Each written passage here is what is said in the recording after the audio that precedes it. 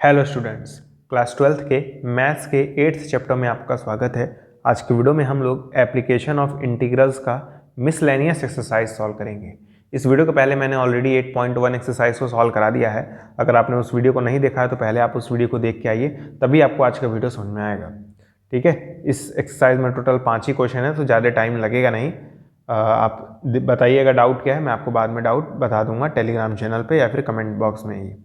ठीक है, तो चलिए फिर एक्सरसाइज को सॉल्व करना शुरू करते हैं। तो क्वेश्चन नंबर 1 देखिए क्या कह रहा है find the area under the given curves and given lines. हमें इस वाले केस के लिए एरिया निकालना है। हमें कर्व जो गिवन है वो है y = x²। ठीक है, तो अगर आपको याद हो तो हम लोग पहले एक x एक्सिस ड्रॉ करते हैं, एक y एक्सिस ड्रॉ करते हैं।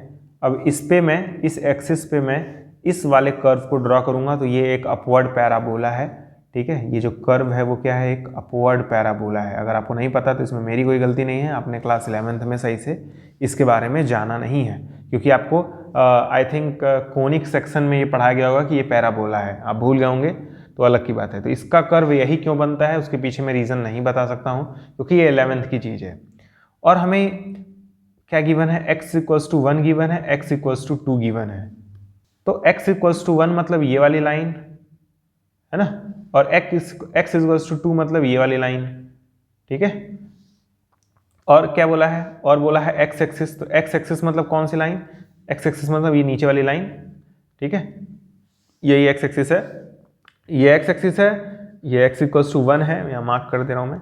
ये x = 1 है और ये x = 2 है। ठीक है, तो हमें एक्चुअली इस एरिया को इस बार फाइंड करना है, क्योंकि इन तीनों से मिलकर मतलब इस लाइन और इस कर्व से मिलकर यही एरिया बनेगा। इस कर्व का हमें एरिया निकालना है। तो सबसे पहले यही सोचते हैं कि स्ट्रिप कौन सी ड्रॉ करेंगे। तो ऑब्वियस सी बात है, क्लियरली दिख रहा है स्ट्रिप इस तरह से ड्रॉ करेंगे। ठीक है, तो स्ट्रिप हमारी कैसी है, वर्टिकल स्ट्रिप है। स्ट्रिप हमारी वर्टिकल है, तो जब भी वर्टिकल स्ट्रिप होती है तो हम लोग हमेशा y को इंटीग्रेट करते हैं। ठीक है, तो एरिया अगर निकालना है तो हम लोग इंटीग्रेट कैसे करेंगे, इंटीग्रेट करेंगे y को किसके रिस्पेक्ट में, dx के रिस्पेक्ट में। ठीक है, तो लेकिन हमें यहाँ देखना पड़ेगा लिमिट्स क्या क्या है। तो लिमिट्स आप देख सकते हैं, क्योंकि ये स्ट्रिप जो है वो इस वाले लाइन से लेकर मूव करते करते x = 2 वाली लाइन तक पहुंचेगी, यानी हमें इंटीग्रेट 1 से लेकर 2 तक करना है। ठीक है, y की वैल्यू रखिए, y की वैल्यू हमें गिवन है, तो जाएगा 1 से 2। y की वैल्यू हमें गिवन है x², तो x² dx, x² को इंटीग्रेट करेंगे x³ आएगा डिवाइडेड बाई 3। लिमिट्स पुट करेंगे 1 से 2, तो हो जाएगा 2 का क्यूब डिवाइडेड बाई 3 माइनस 1 का क्यूब डिवाइडेड बाई 3। ठीक है, सॉल्व करेंगे तो 7/3 हमारा आंसर आ जाएगा। फटाफट वीडियो पॉज करिए और नोट कर लीजिए। ठीक है, अब देखिए सेकंड वाला क्या है, y = x⁴ है। ठीक है, हमें x = 1 x = 5 गिवन है, तो ज़्यादा दिमाग ना लगाइए। ठीक है, फटाफट कर्व बनाइए। तो हम पहले एक y एक्सिस बनाएंगे, फिर एक x एक्सिस बनाएंगे। ठीक है, और मैं देखूंगा कि ये जो y = x⁴ है इसका कर्व कैसा बनेगा। तो इसका कर्व जो है वो कुछ इस तरह से बनेगा, अपवर्ड पैराबोला की तरह ही बनेगा। ठीक है, अब मैं x = 1 और x = 5 भी ड्रॉ करूंगा। तो ये मान लीजिए x = 1 है, और ये क्या है, ये वाली लाइन जो है x = 5 वाली लाइन है। ठीक है, तो ये x = 1 वाली लाइन है, ये x = 5 वाली लाइन है। हमें x एक्सिस भी चाहिए, तो x एक्सिस तो यही रहा नीचे, ये रहा x एक्सिस। ठीक है, हमें एरिया किसे इंटीग्रेट करना होगा, इस वाले एरिया को हमें इंटीग्रेट करना होगा। स्ट्रिप किस तरह से ड्रॉ करेंगे पहले यही सोचना है। स्ट्रिप क्लियरली इस तरह से ड्रॉ होगा, वर्टिकल स्ट्रिप ड्रॉ होगा। तो एरिया निकालने के लिए वर्टिकल स्ट्रिप के केस में हम लोग y को इंटीग्रेट करते हैं dx के रिस्पेक्ट में। लिमिट्स क्या होंगी, ये जो स्ट्रिप है वो कहाँ से कहाँ तक मूव कर सकता है, 1 से लेकर 5 तक मूव कर सकता है। ठीक है, तो यहाँ पे मैं लिखूंगा 1 से लेकर 5, y की वैल्यू पुट करूंगा, तो ये जगह इंटीग्रेशन 1 से 5, y की वैल्यू x⁴ dx, x⁴ को इंटीग्रेट करेंगे, x⁵/5 आएगा।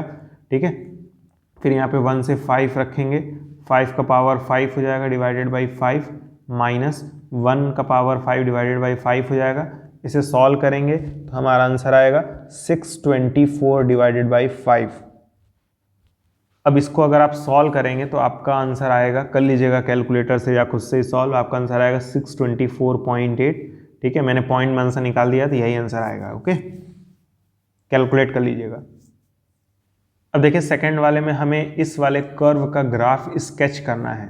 इस वाले कर्व का ग्राफ हमें स्केच करना है। तो अगर मैं आपको बता दूं कि मॉड एक्स का जो ग्राफ होता था वो कुछ ऐसा बनता था, ऐसा, ये जीरो से पास होके जाता था वी टाइप में, मतलब ये जो वी का जो वर्टेक्स है वो जीरो पे बनता था, ठीक है। तो हम लोग उसी तरह मॉड एक्स प्लस 3 का ग्राफ ड्रॉ करेंगे। देखिएगा कैसे करेंगे। यहाँ पे मैं एक एक्स एक्सिस की लाइन खींच रहा हूँ, यहाँ पे एक वाई एक्सिस की लाइन खींच रहा हूँ। अब मुझे बताइए ये जो अंदर वाला पोर्शन है वो जीरो कब होगा, एक्स की जगह मैं क्या रखूँ कि जीरो हो जाए। तो जब आप एक्स की जगह -3 रखेंगे तो ये जो अंदर वाला है वो जीरो हो जाएगा। तो पहले -3 प्लॉट कर लीजिए, ये रहा -3, ठीक है, -3,0 यही होगा पॉइंट। अब इसी पे वी स्ट्रक्चर बनेगा, ठीक है, मतलब जो हमारा ग्राफ होगा वो भी इसी तरह बनेगा जैसे मैंने मॉड एक्स का बनाया था। बस जो v है ना, v का जो वर्टेक्स है, वर्टेक्स वो -3 से होता हुआ जाएगा, ठीक है। पिछली बार जीरो से होते जा रहा था क्योंकि अंदर वाला जो था उस वक्त जीरो पे जीरो हो रहा था। इस बार अंदर वाला जो है -3 पे जीरो हो रहा है, तो -3 से ये v जो है वो पास होते हुए जाएगा, ठीक है। तो हमें एरिया हमें इस चीज़ को अब कैलकुलेट करना है। तो ये स्केच हो गया है, अब इस चीज़ को हम लोग कैलकुलेट कर लेंगे, ठीक है। तो यहाँ पे मैं लिख रहा हूँ इंटीग्रेशन -6 से 0 मॉड एक्स प्लस 3 dx, ठीक है। तो फटाफट आप पहले ये स्केच बना लीजिए क्योंकि मैं इसको मिटाने जा रहा हूँ, जगह कम है। तो हमें इस चीज़ को अगर इंटीग्रेट करना है तो पहले मुझे मॉड एक्स की प्रॉपर्टी को समझना पड़ेगा। मॉड एक्स ना दो तरीके से बिहेव करता है, -x की तरह बिहेव करता है और x की तरह बिहेव करता है।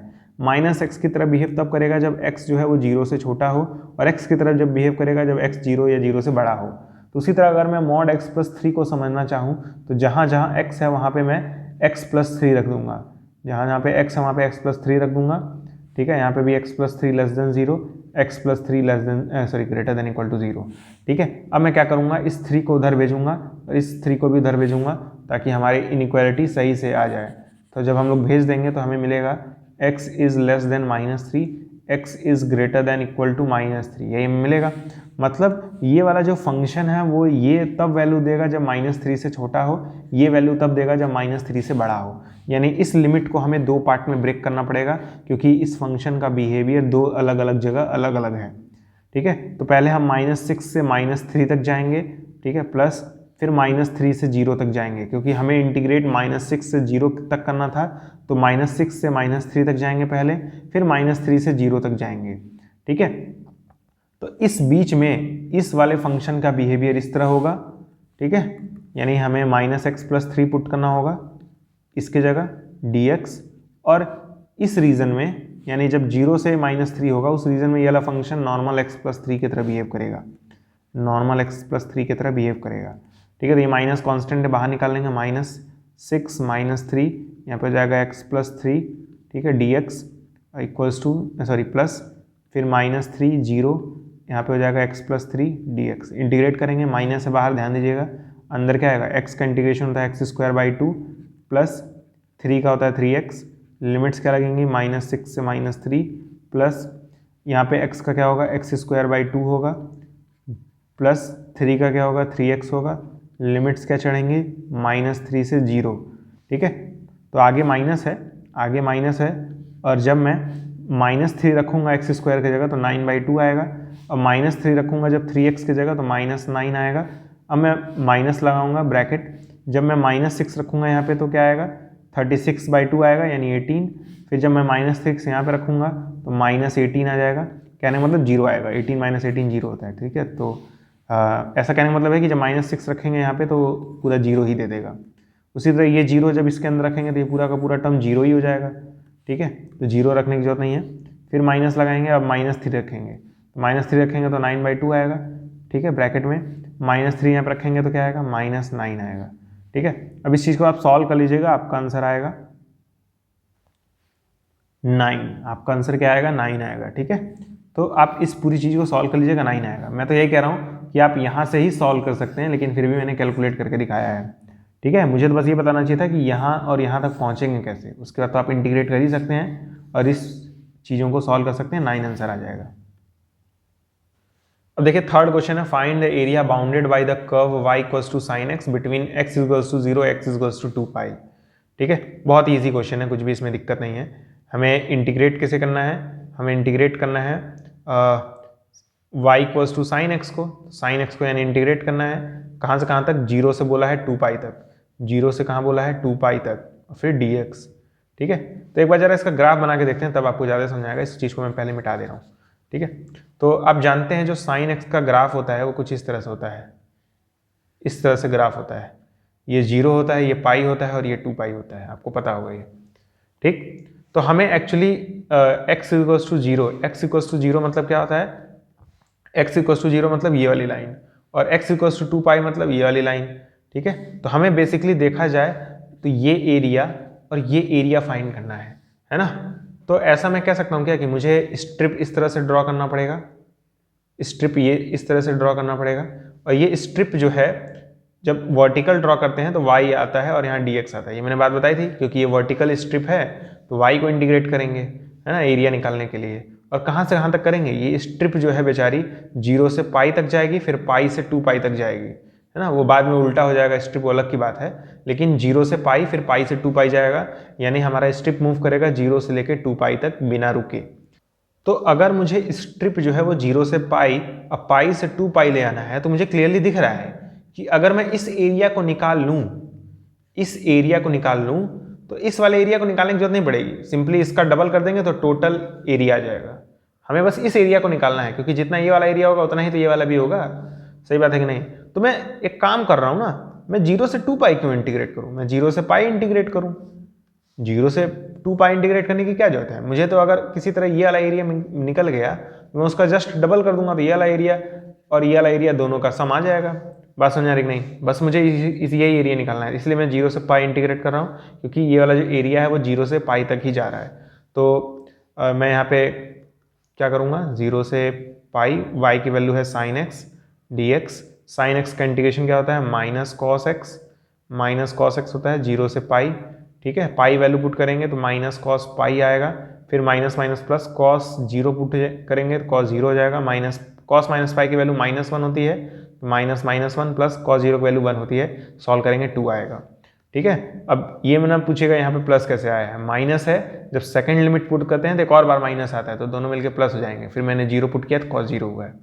ठीक है, इस चीज़ को सॉल्व करेंगे तो 2 आएगा, यही बताना चाह रहा हूँ। मतलब इसका एरिया 2 होगा, इसका एरिया क्या होगा 2, तो इसका भी एरिया 2 होगा।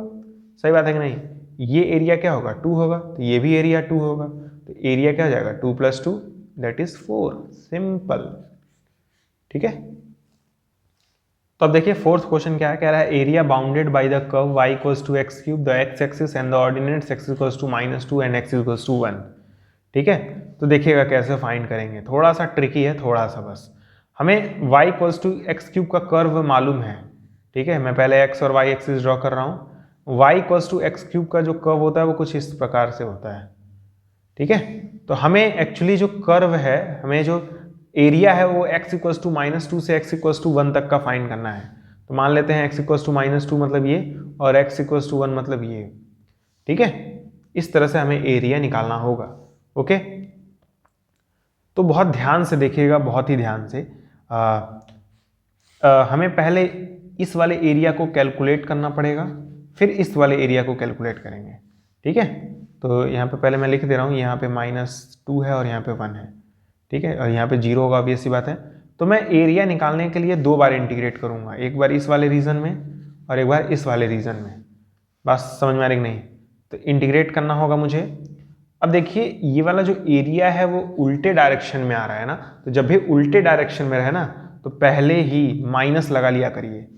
ठीक है, बात समझ आ रही कि नहीं। हमें एक्चुअली जो एरिया है वो पार्ट वाइज निकालना पड़ेगा, पहले इसका एरिया निकालेंगे फिर इसका एरिया निकाल लेंगे, काम बन जाएगा।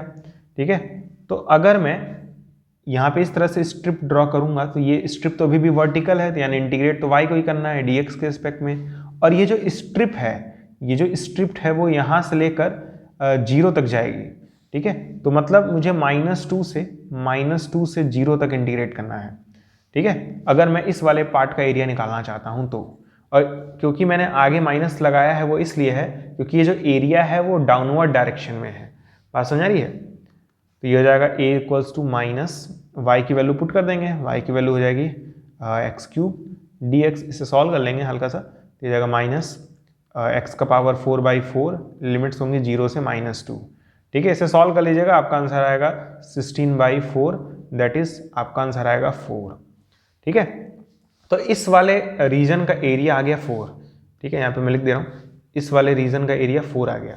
अब हमें ये वाले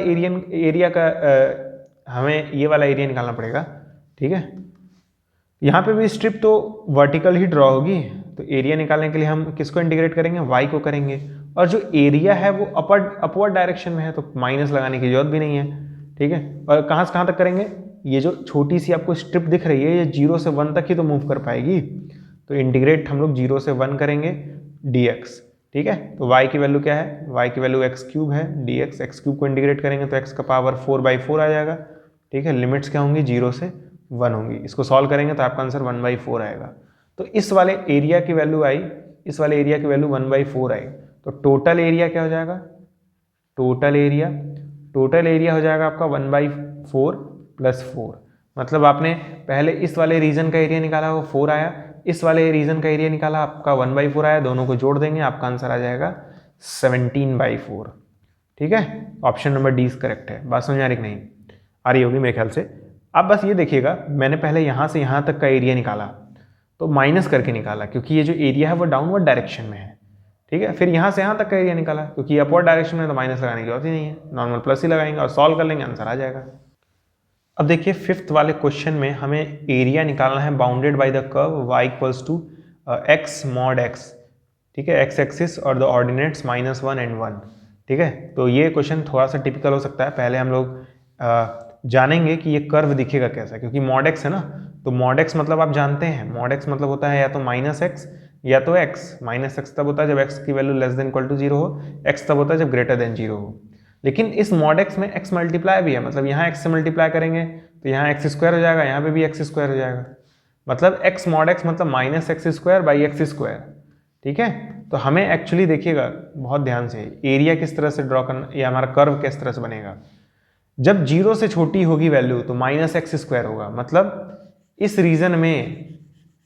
रीजन में हम लोग नीचे की तरफ बनाएंगे कर्व, ठीक है। अब जानते हैं x² का जो कर्व होता है वो अपवर्ड पैराबोला बनता है, लेकिन यहाँ -x² है तो डाउनवर्ड पैराबोला ये पूरा बनना चाहिए। लेकिन ये रीजन क्या होगा इसका बनाने का, <0, मतलब इसी रीजन में हमें ये पूरा का पूरा बनाना होगा, तो मतलब ये पार्ट नहीं आएगा, सिर्फ ये वाला पार्ट आएगा। अब x² बनाना है पॉजिटिव रीजन में, पॉजिटिव रीजन मतलब ये वाला रीजन, और इसमें तब कैसा कर्व बनेगा, इसमें तब कर्व इस तरह से बनेगा, है ना। तो ये जो फिगर है वो अभी आपने देखा था पिछले वाले फिगर के सिमिलर है, और हमें एरिया कहाँ से कहाँ तक निकालना है, -1 से 1 तक निकालना है। तो ये रहा -1 मान लेते हैं और ये रहा 1, ठीक है। इसे मैं मान ले रहा हूँ -1, ये तो 0 होगा और ये 1 होगा। आपने देखा था यहाँ पे स्ट्रिप ड्रॉ करेंगे, एरिया पहले इस रीजन का निकालेंगे, इस रीजन का एरिया कैसे निकालेंगे, मैं लिखूंगा A = इंटीग्रेट, क्योंकि माइनस लगाएंगे डाउनवर्ड डायरेक्शन में एरिया है, और -1 से 0 तक जाएंगे ना, ये जो स्ट्रिप है हमारी वो -1 से 0 तक ही तो मूव कर सकती है, तो हम इंटीग्रेट कहाँ से कहाँ तक करेंगे, -1 से 0 तक, किसको, y को करेंगे, क्योंकि वर्टिकल स्ट्रिप है, वर्टिकल स्ट्रिप होती है तो हम लोग y लिखते हैं, ठीक है। y की वैल्यू क्या है, क्योंकि हम लोग नेगेटिव रीजन में है तो y की वैल्यू ये होगी -x²। बात समझा रही है, ये जाएगा A = -1 से 0, y की जगह क्या रखेंगे, x² माइनस में dx, तो ये माइनस मिलके खत्म हो जाएंगे। हमें इंटीग्रेट करना होगा -1 से 0 को, किसको, x² को इंटीग्रेट करेंगे, x³/3 आएगा, और लिमिट्स हो जाएंगे -1 से 0, लिमिट्स रखने के बाद सॉल्व करेंगे तो 1/3 हमारा आएगा, मतलब इस वाले रीजन का एरिया हो जाएगा 1/3, ठीक है। अब इस वाले रीजन का भी एरिया निकाल लेंगे, ठीक है। तो इस रीजन में हमें स्ट्रिप जो है वो वर्टिकल ही ड्रॉ करनी पड़ेगी, तो एरिया निकालेंगे हम लोग, एरिया कहाँ से कहाँ तक, स्ट्रिप कहाँ से कहाँ तक मूव कर सकती है, 0 से 1 तक मूव कर सकती है, ठीक है। तो नीचे 0 ऊपर 1, और क्योंकि ये जो कर्व है वो x² होगा क्योंकि पॉजिटिव रीजन है, ठीक है। तो हम लोग यहाँ y लिखेंगे dx, और y की वैल्यू क्या लिखेंगे, y की वैल्यू x² लिखेंगे, 0 से 1 x² dx, इंटीग्रेट करेंगे तो क्या आएगा, x³/3 आएगा, लिमिट्स क्या होंगी, 0 से 1 पुट करेंगे तो 1/3 ही आएगा, ठीक है।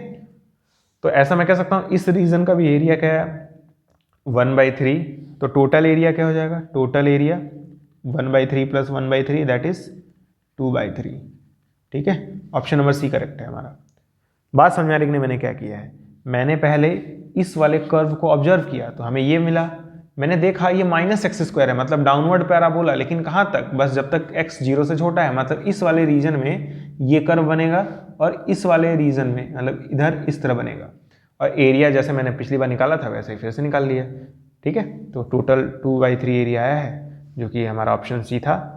तो मैंने टोटल आज 5 क्वेश्चन सॉल्व करा दिए हैं। उम्मीद करता हूँ आपको समझ में आ गए होंगे, ठीक है। अगर आपका कोई डाउट फिर भी रह जाता है तो आप मुझसे टेलीग्राम चैनल पे अपने क्वेश्चंस पूछ सकते हैं या फिर कमेंट बॉक्स में पूछ सकते हैं। आज की वीडियो में बस इतना ही। अगले वीडियो में हम लोग डिफरेंशियल इक्वेशन का फर्स्ट एक्सरसाइज सॉल्व करेंगे। तब तक के लिए गुड बाय।